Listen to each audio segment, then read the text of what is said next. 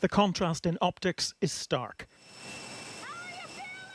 Floored by a virus, he's a frail-looking president running out of road. Take a look at what happened. Just days after his opponent survived a bullet, then rose to his feet in an act of defiance. The 46th President of the United States, Joe Biden. In a devastating blow to his hopes of hanging on, former President Barack Obama is reported to have told Democrats that Biden should consider his viability. Former Speaker Nancy Pelosi, the president's longtime friend and ally, has also urged him to leave the race. Ready?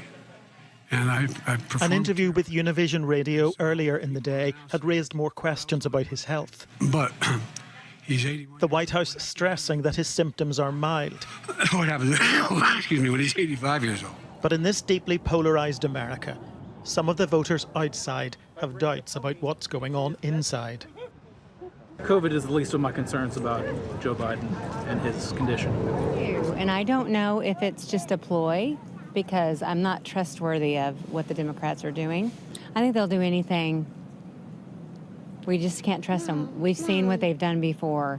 And so they can do anything they want to do, right, to convince the public that they need to bring in another Democrat or, you know, to decrease the trust of the Republican Party. So there's just a lot of distrust. You sound like a woman who wants another man in the White House. I need a leader. Joe Biden was already struggling to recover from a series of gaffes. His exit from the campaign, even briefly, will do nothing to silence the voices calling on him to step aside. On the campaign trail, his vice president and possible substitute, Kamala Harris, sidestepped the drama but acknowledged how much is at stake. The most existential, consequential, and important election of our lifetime. Do we believe in the promise of America? And are we ready to fight for it? And when we fight, we win.